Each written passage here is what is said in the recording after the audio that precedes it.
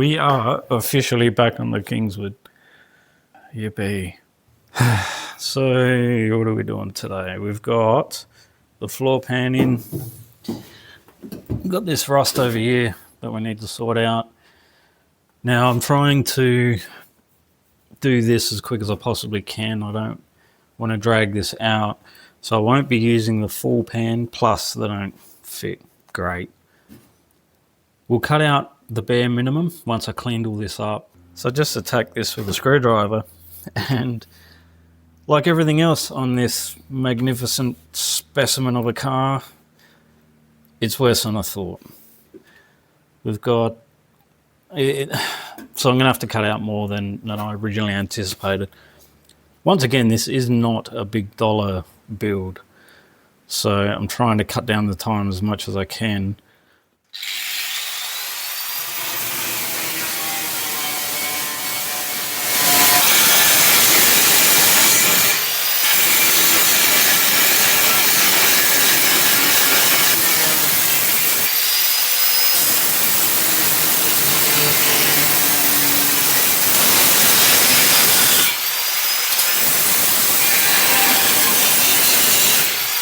We have a hole, so I think that's about the least I'm going to be able to cut out and get this to fit. This is kind of in shape now.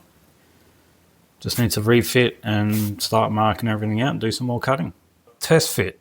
This should work. I've just kind of tacked it in place for now. I should just leave it like that. Who's going to know, huh? All right, so now just clean everything up. And we've got the slow process of cutting everything out and welding it up.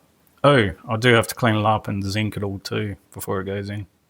Bare metal all that, sealed it up. Now I'm using that CRC weld through primer and it's come out grey.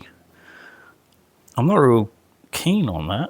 It was supposed to be the traditional high zinc weld through primer. We'll see how it goes. And you might hear a fan on in the background, just getting rid of all the fumes from welding once I start. So we've sealed all that up as well with that weld through primer. Yeah, I don't know, we'll see. So the rest of that surface rust, which is fucking everywhere in this car, I'll go over all that, clean it up, neutralize it, but I just want to get this floor pan welded in first. So apologies for the angle. Turns out this is a little bit harder to film than what I thought it would be. Now when it comes to the floor pan, you can see we have it somewhat welded in, but before we get to that, you can see the purpley black stuff going on. I mentioned that we've got a lot of surface rust in this floor of this car. Anywhere that isn't major rust is fairly minor. All I'm doing is cleaning it up as best I can. And then I come in with this stuff, been using it for years. It supposedly neutralizes the rust. And what I'll do, it usually takes about 24 hours to work. And then the next day I'll come in with a scouring pad and sometimes I'll use thinners, sometimes I'll use wax and grease remover, whatever. Just go over it with that and clean it all up, and then we'll seal it up in epoxy. Now as far as welding this pan goes in, we've got a few problems. First problem is they don't fit for shit. So the actual beads themselves line up okay. Around here isn't even close usually, but the depth of the bead is usually really, really shallow on the pan itself. Now, it's still better, for me personally, it's still better to buy an off-the-shelf floor pan, even though that doesn't fit very well, than it is to spend the time making one up. So apart from fitment issues, basically I just sit it all on, and you can see a couple of tech screws left over. So tech it, and I do the same along that torque box looking thing. Now, this locks it in place, so it's not going to move around while I'm marking everything out and making my cuts, because I like the cuts to be, I like the distance between the pan where I'm welding it in to be as tight as I can possibly get it. It just makes it easier for when we come in and weld it all up. Even doing it that way, it can be a bit of a pain in the ass. So like I said, locked it in, marked it all out, made my cuts, and I leave a little bit of overhang along this section, so I at least have something to reduce the amount of movement as I'm welding this in. It's going to move around regardless because you're introducing heat. So I've gone through and welded everything up. I did not weld the beads. So, like I said, these are the actual beads on the floor pan itself is too shallow. So once it's locked in, this time locked in, locked in, I then have, I don't know where they are, I've made up a couple of tools that kind of mimic the factory bead. So I can knock and shape all these as close as I can at least get it to the factory stuff. So it makes it a lot easier. Where's the weld? It makes it a lot easier to weld it all in. And you can see I haven't welded these up yet. I still need to, so these are approximately at least 6-7 millimeters too shallow. So now shape these up, get those welded, and I'm going to make my final cut along here, weld this up. So we're almost finished. It's not my best work, but it'll do.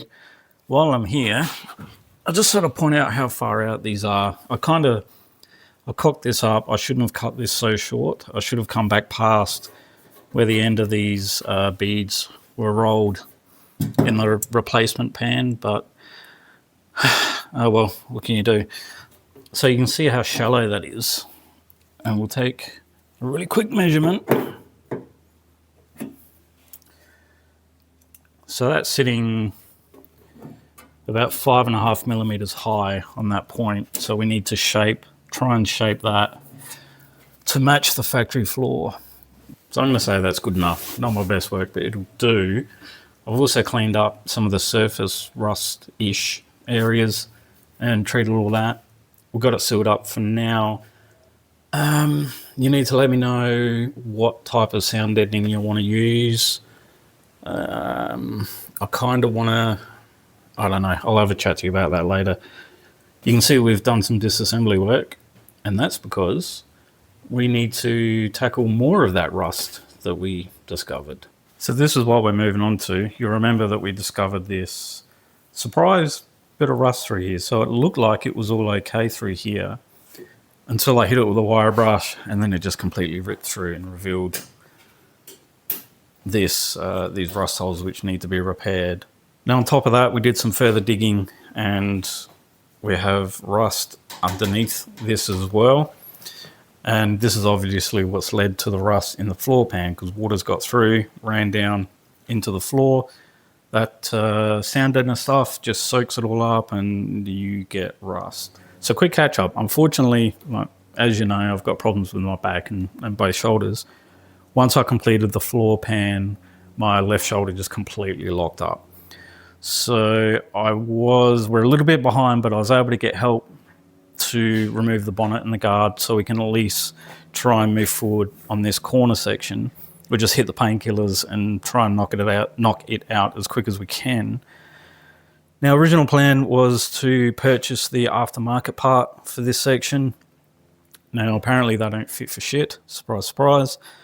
The full plenum apparently fits a lot better, but there's issues with this corner section through here with the aftermarket stuff. So I'm going to try and salvage as much of this as I possibly can. Just cut this section out, do the rust repairs, and then weld it all back in. Don't know if it's going to work because I'm also having trouble. I can't actually find these spot welds along this edge to drill them out, which means we're going to have to cut along here. Don't know how this is going to turn out, but yeah, we'll see. Well, there it is. She's a bit of a mess. Let's clean all this up, see what we have to do. All right, so we've got it all cleaned up. Use that shit to neutralize any of the surface rust we had left. It looks like we just have to replace this piece. I think it normally comes along here. Hole there. It's not too bad. Just make something up, weld it in, and we should be good. We've unpicked that area where it had rusted through. Very crudely made this up. I mean, again, not going to be seen, so it's good enough. And now we'll just go ahead, weld that in. Fairly simple job. And I'll bring it back once we're finished. So we've got that welded in. I'm not even sure if this is where it's supposed to come to or not, but good enough. It's what you're going to get.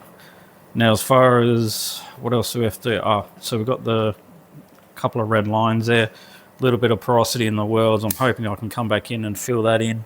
Just a little bit of welding, a little bit of grinding, and fingers crossed that'll come up okay. I'm pretty sure I've got some, I think it's called drip check, floating around somewhere, like a seam sealer type thing. And I think I'm going to run a bead down here,